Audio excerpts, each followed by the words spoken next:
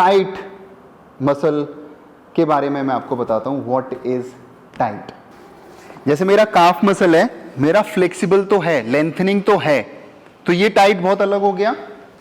जैसे ये इलास्टिसिटी, अगर मैं खींच पा रहा हूं तो ये भी क्या है, फ्लेक्सिबल है, बट ये थिक है। तो ये टाइटनेस वर्सेस ये सॉफ्टनेस, डिफरेंस है दोनों में। नहीं समझ में आया? ये मसल है, ये फ्लेक्सिबल तो है, समझ रहे हो, बट ये दबाने पे ना बहुत टाइट है। तो इलास्टिसिटी वर्सेस डेंसिटी, तो tight versus tone. Tone muscle जो हम इसको बड़े सॉफ्टली प्रेस कर पाते हैं, समझ गए अब तो मेरा मसल इलास्टिसिटी तो है मेरे मसल के अंदर, बट वो थिक है, टाइट है बहुत।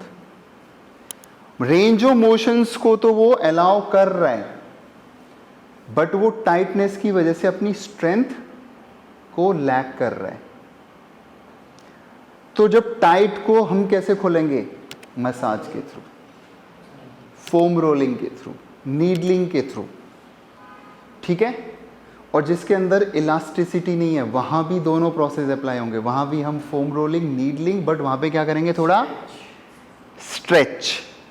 आपके केस में स्ट्रेच की नीड नहीं है, मतलब जिसके पास इलास्टिसिटी है उसको स्ट्रेच की इतनी जरूरत नहीं है, उसको तो मैं कह रहा हूं स्ट्रेच और भूलना चाहिए।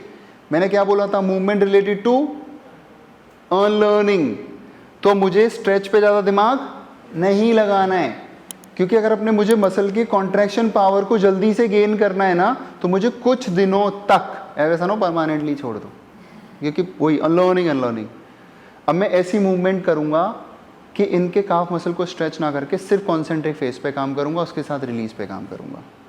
You got my point? तो इनके कॉन्सेंट्रिक फेस पे ज़्यादा काम करूंगा, मसाज रिलीज की ज़रूरत इनको भी और मसाज रिलीज की ज़रूरत इनको भी है, बट इनको स्ट्रेच पे ज़्यादा काम करना है, आपको कॉन्ट्रैक्शन पे ज़्यादा काम करना है। तो अब आपको टाइट एंड टोन का मतलब समझ में आ गया। तो हमारा काफ फ्लेक्सिबल तो है, बट वो टाइट है, टाइट होने की वजह से मसल में एट्रोफी आ रखी है, जिसकी वजह से वो मूवमेंट नहीं कर रहा है। तो जब हम मूवमेंट करेंगे तो या तो एंकल पे स्ट्रेन आएगा या घुटने पे, क्योंकि उसका रिफ्लेक्शन खत्म हो गया है, क्योंकि वो हमें मूवमेंट में कंट्रोल नहीं दे रहा है।